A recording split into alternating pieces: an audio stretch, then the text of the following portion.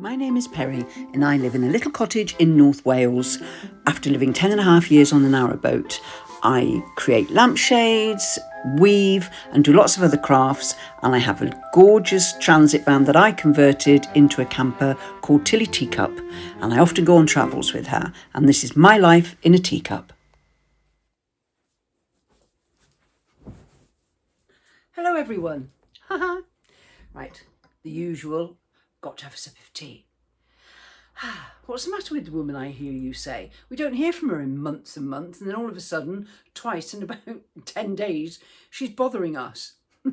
Anyway, Peepingtons, I hope you're all well, and I'll give you an update on my news. So, firstly, okay, let me sit up here. Thank you so much, guys.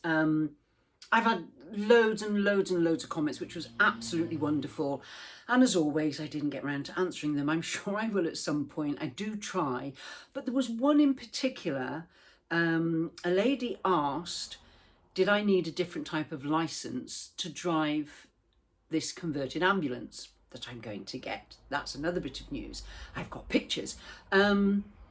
And to answer, and I will answer you directly, but yes, you do need a in the UK, you need a C1 licence. Now, because I'm of a certain age, I have a C1 licence. If you're born before 1996, I think it is, you should already have it on your licence, but 97 onwards, you have to take a test for a C1, which is like a small heavy goods, if you like, and it's because the ambulance is over 3.5 tons. In fact, I think it's 4.2 tons, and my license will take me up to 7.5 tons. I mean, I've driven a 7.5 ton before years ago, and in between, you know, things in between, but I didn't realize in the UK when you hit 70 you have to renew your license here. You just have to send it in and tell them that you've got no medical issues and things like that, you know, or if things have changed for you. But I didn't know, unless you specifically request at that time to keep your C1, they call it granddad rights, that I would have had all my life until I reached 70, it was taken off and I didn't realise. And it was a friend of mine who said that I needed to apply. So I got hold of the DVLA, it's our vehicle tax place over here, and yes, all I had to do was have a medical to make. I didn't have to take any test, any driving test or anything, just to make sure that I was medically fit to drive a heavier vehicle, and that's all done. So let's backtrack a little bit. I'm going to have another capper here. So in answer to that question, yes, you need to drive this particular ambulance, and it's a Fiat Ducato box van. I think it's called a Multijet 2 Euro 6, and it weighs 4.2 tons. Basevan, which I'll go back into that in a minute, they can strip it out with lots of stuff, which would take it to 3.5 tons, and you then don't have to have the C1. But of course, it's right on the cusp then, and if you're going to build it and you're going to add weight to it, you're going to go over the tonnage, so it's best to get your C1 license. So that's that. Now, thank you so much for all your well wishes, for your birthday wishes. It was so wonderful of you all, thank you. And the update is, it's benign. Okay, so they're not even going to take it out, so that's really wonderful. I don't have to go through all of that because I've got van adventures to go on. I've got something called fibroadenoma or something like that, and then it's non-cancerous and it can't turn into cancer either, she said. But obviously, because of my history, I have to make sure that if there's anything untoward that I phone them straight away. So that was a relief, and again, thank you so much for all your well wishes. That was a real relief. Now, what else? Oh, the van. Right, hold on one second, because I'm in the middle of making some bread. So I'm going to take you with me into the kitchen. I'll just pause this for a sec and I'll come back. Okay, I'm in the kitchen. I want you to see this, not this, so I'll just be out of shot a little bit. I'm making, I found this recipe on Instagram, and you make it in what's called a Dutch oven. Now, a Dutch oven, you can actually buy the cast iron ones, but I've just got a ceramic one, and the idea is, well, you'll see, Now this bread, this dough was made, hold on a second. There we go. I've not even touched it, okay? It literally is flour, water, yeast and olive oil. And you just mix it all together and you don't even touch it, okay? So I'm warming up my pot. I'll just get that out of the oven. Pop that on there, can you see? Yeah, hope you can see all right. It might bring you in a little bit more. So the idea is, in what they call a Dutch oven, like a proper Dutch oven, is you put a little bit of water in here. I don't know if I mentioned this before, did I? Where I'd used, last one did it in the winter and I'd used snow. I think I might have told you, I don't know, I can't, you know me, I can never remember. So you just put a tiny little bit of water in the bottom, and what that will do is that will create steam to give the dough a nice crust. And then you literally get some baking paper and push that down into the pot. I'm holding it with a cloth because obviously it's red hot because it's just come out of the oven. I can't. I don't know what you'll think of this because I'm a useless cook really, but this bread is brilliant. I can make savoury dishes, but they're to my liking, and I can't cook meat. I never was a good meat cooker. But if you chuck it in one pan, I'm all right with that. So that's what I've done. You see, I've made like a little well, you see, and that dough is going to go in there. Now I think that dough looks a little bit wet. I've got a funny feeling I put too much water in it, but never mind, we'll see what happens. So you literally just get that and spoon it into there. Let me just wet the spoon so I can, do you know, I've developed this thing, another thing, whereby, I don't know where it comes from. I mean, we weren't starving as kids or anything like that, but I've got this habit at the moment whereby if there's anything left in a bowl, in a frying pan, in a tin, like a roast tin or something, I've got to get every little scrap out.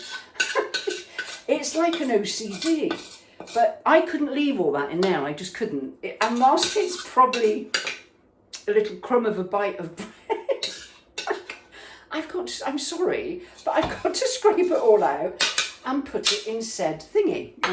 I've got a better scraper in here. One of these. Yeah, so is anybody else like that, or is it just me? Is it just me? Do you know, look, at this top, I don't know, it makes me look really fat in this top. Yeah, so that's what I'm doing at the moment. I'm just scraping out all the bits to put into the Dutch oven thing. Like I said, this, my friend Kath gave me this, because I had one, but it cracked. And what most people use is like, you know, like the Le Creuset, and there's another company, I think it's Nouveau or something, where they make these things. Now I'm going to put a little bit of flour on top of that because I'm a bit worried that I've, let's get you out of the way for a sec, that I've not, and bring you back, oh, it's all right, you can stay there, can't you? Yeah, I've got a funny feeling I might have put too much water in this, I don't, when I was measuring it out, so put a little bit of flour on top. And then you get the lid and you just, let's bring you in a little bit more. There we go. There you go. And you literally just pop it on. And the steam from the water will come up over the paper, sort of swirl around in the lid, and it will give you a nice golden crust. Well, that's the theory. But I make this quite a bit and it does seem to work. So let's pop that in the oven. It's on like a medium heat really. What's it on? 200. So I'll pop that in there. Leave that for about, they say half an hour. I'm sorry, it never cooks in half an hour. And yeah, let's go back into the lounge. I'll pause you for a second. I'll be back within a minute. So here we are back again. So that's the bread in the oven. Who knew cooking with Perry? Honestly, I'm a useless cook. I can't bake cakes. I can't bake Like I said, I can do lots of savoury dishes, but sweet dishes, puddings and cakes, forget it. So I'll put a picture alongside this when it comes out of the oven. But yes, so the van. Okay, so I travel up to Basevan, which is in, I've mentioned it on the other one, which is in Ashbourne in Derbyshire. And I went to see the lovely, Rupert, who owns it, was, the lovely Rupert was away. But I saw a fabulous guy called Rob and a guy called Riyadh. They were so lovely, and we had a bit of a giggle, I must admit. So I took a ambulance out for a test drive. I was a little bit concerned. One of the reasons there was lots of reasons I hesitated the first time round, and one of them was about driving them down, because you've seen my vlogs, and you know I love taking Tilly down tiny, tight country roads, and I want to still do the same thing, where it's like one track road, and you're thinking, like, oh, I hope a car doesn't come the other way, I hope it doesn't come the other way, like, you know, and the adrenaline really goes, and I love all that. So I took it for a test drive down the country lanes, because it's a big box on the back and you feel separated from it, albeit you're not. And I just, because the box is bigger than the cab, you know, it's higher than the cab and it's longer, it's 6 metres. I can't remember what Tilly is, but it's 6 metres. It's definitely longer and wider than Tilly, and it's higher as well. So I was a little bit concerned. I don't know what I was worried about. I got in that cab like I'd been driving it forever. So Rob came with me. He didn't have to, but I said to him, would you come with me, just in case, you know.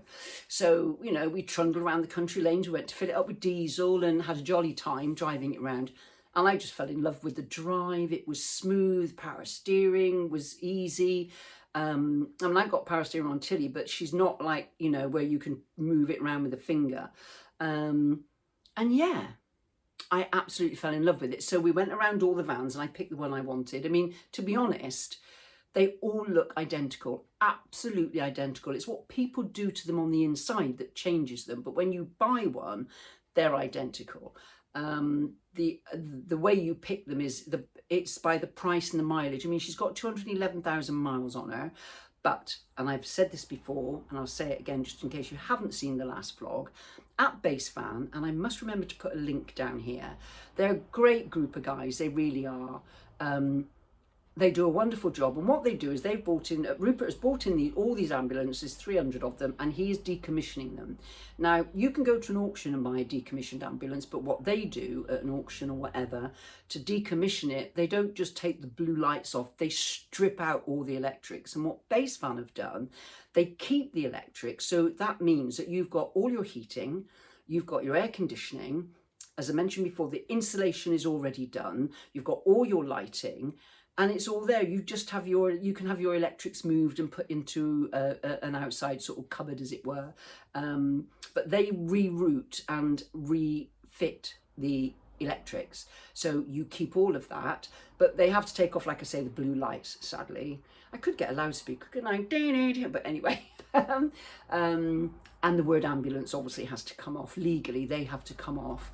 And all the communications have to come off. But what they do leave in is a control panel, one panel, and it's for lighting, heating, air conditioning, all sorts of funny bits, 240 volt, 12 volt. So for those abroad, 240 is, I think, the equivalent of 110 in some countries. 240 is what we use domestically in our houses and things like that, and 12 volt is what's normally in your car, you know, on the cigarette lighter and thing and whatnot. So that gives you both. It's also got a hookup on the outside, so that if I go to a campsite where you can hook up, I can, and that then will charge everything. But you know, it's got leisure batteries as well, so they charge as you're going. And I've got my Bluetti, I don't really need to hook up anywhere, so that's absolutely fine. So I've paid my deposit, and hopefully I'll pick it up on the 26th of September. And then the fun begins, because then I can play, because all I have to do to it is cosmetics. In the pictures that I'm putting alongside this, you'll see the inside of the ambulance, and it's still, I mean, all right, like the trolley, or gurney, whatever you want to call it, the trolley is gone, you know, the bed that people in distress are lying in. The crew seats, apart from one, as I mentioned before, have been taken out. All the cupboards have been left in, and they're all going to be painted and papered and all of that sort of thing. I've got my bed to put in and a log burner I'm going to put in. So there's lots. It will look, this time next year, it will look completely different. Well, I'm hoping by this time, January, February of next year, it will look completely different. So I've got all those little bits and pieces to do, and I can't wait. I mean, I'm 5'7", and I would say the height is a good 6 foot something, you know, so there's plenty of room, and it's because it's a square box, it doesn't, a lot of panel vans sort of come in a little bit at the side, even if you can stand up in them, they, you know, they do. So I'm really looking forward to it, and I'll show you the pictures, and when I pick it up, I will vlog picking it up, I will vlog the start of it and everything. So that's going to be, for the next few months, once I've picked it up after September, that's going to be the majority of my vlogs, all about doing up the van. So yeah, I am quite excited. So I just want to hop on and just update you with everything, and thank you so much again for all your wishes. I don't think there's anything else, because those are the two exciting things. I got to be honest, when she said to me there was nothing wrong here, I didn't cry. Well, I did, but not with her. But as I walked out of the hospital, I just had this big grin on my face. People must have thought I was nuts. And then when I got into the van, I did cry with relief. I don't mean I babbed, you know. I just had a bit of some tears, you know, quite emotional, because it just meant that now I could get on with my life. And the funny part about it was I paid a small deposit for the van when I went up the other week. It was just after I loaded my last vlog, actually, that I went up and took her out for a test drive. So I paid a small deposit, but I wasn't going to pay the rest of the deposit until after I'd seen the specialist, because if it was anything horrible, I may have had to cancel the van or change my plans or something. I didn't want to give it, I didn't mind losing a bit of money, but I didn't want to lose it all. So though I'm sure they would have understood, because they're really nice people.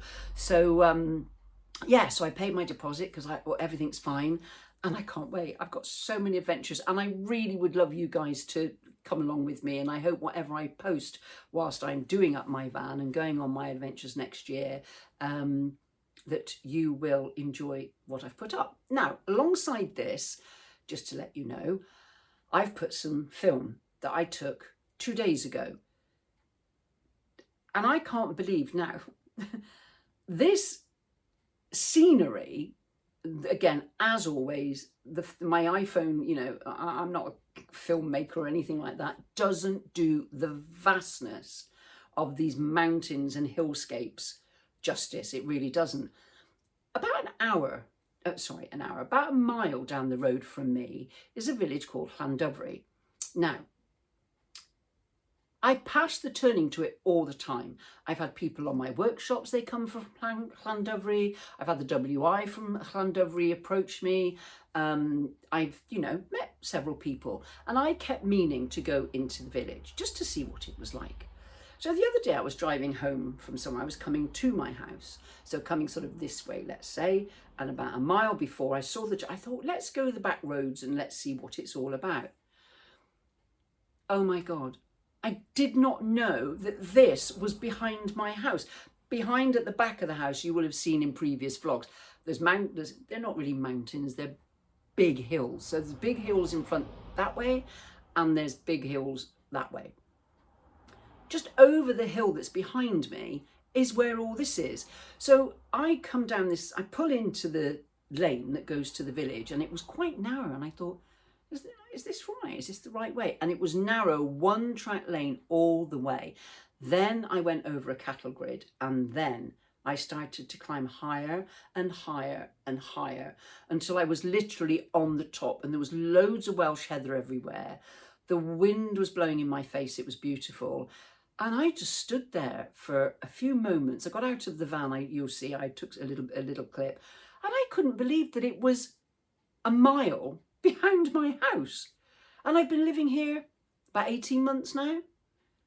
And I am so glad I went. But what I'm going to do, because it's one track, when I get the ambulance, I'm going to take it down this road. I mean, some of it, and I couldn't film it because I hadn't put my tripod up, so there's a bit where I'm driving, and I actually held the phone in my hand because my little tripod that I use in the van had broke, and a piece had come off. I could screw it back on again, but I didn't have the time and I'd forgotten to do it, so I had to hold it in my hand. Now, there were an awful lot of sheer drops. I mean sheer drops without any fencing or anything, as I'm going down, down, down and up, up, up. So I'm driving like this. I don't want to look, you know, and all my legs were going a bit wobbly.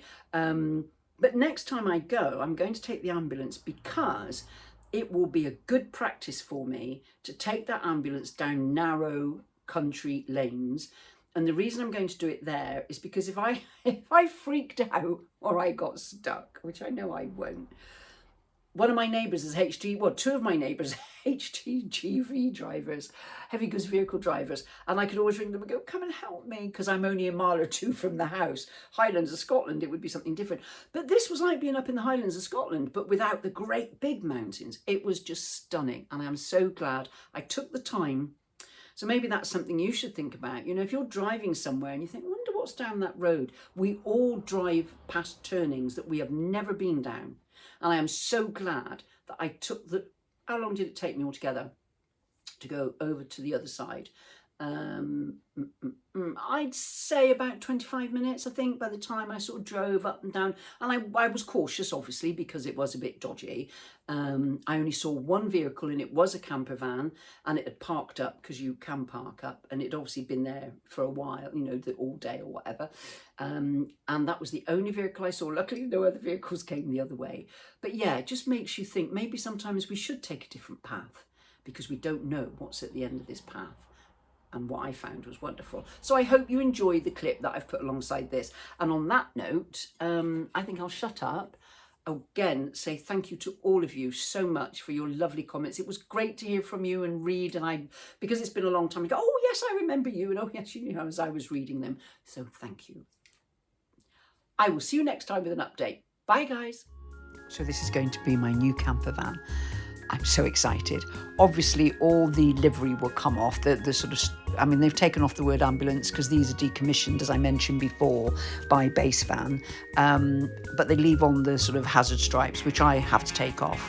And it will be plain yellow, as you will see in the next strip of pictures. But I can't wait. It's going to be fab.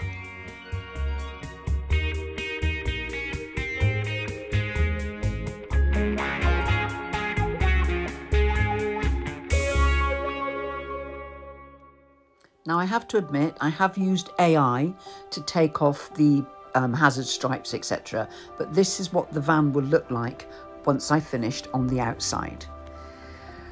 Whether I have her painted in the future, I'm not quite sure. I've also got to come up with a name. This is what I found behind my house.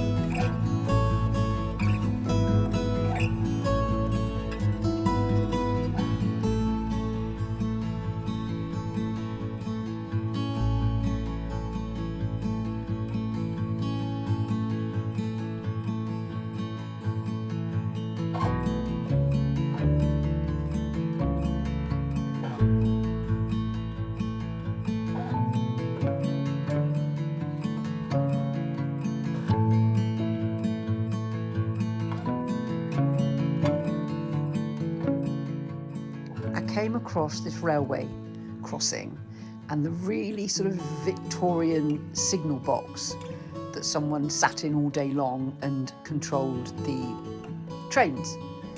I just thought this was so quaint and cute. So I sat and I waited, and if you wait, you'll see something in a minute.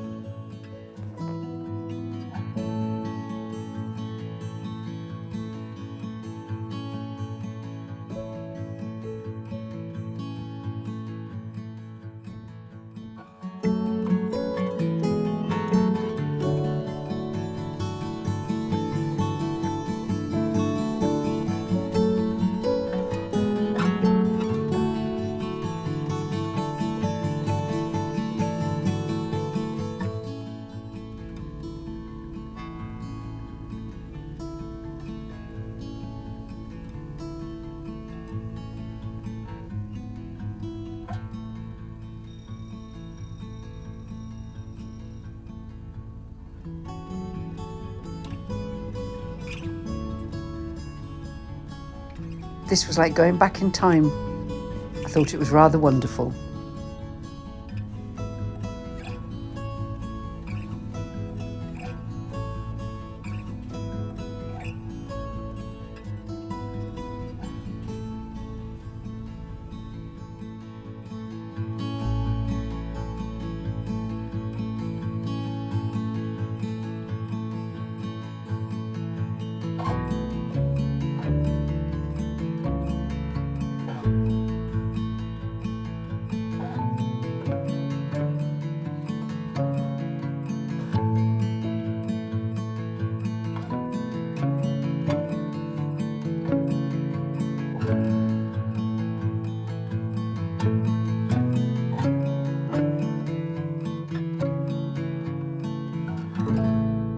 See you next time.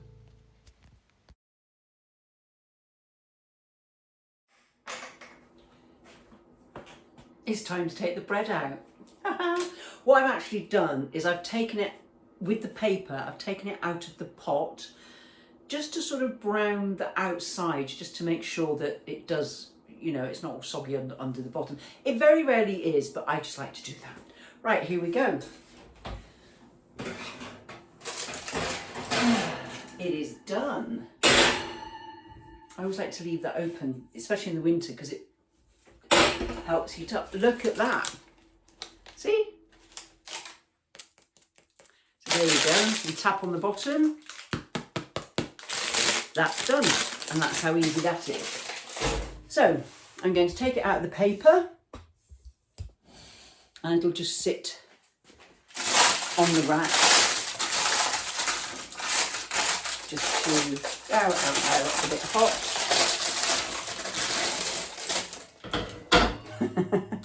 You know what I'm going to do now, don't you? Just for a little bit of ASMR. I just love doing that. See you later.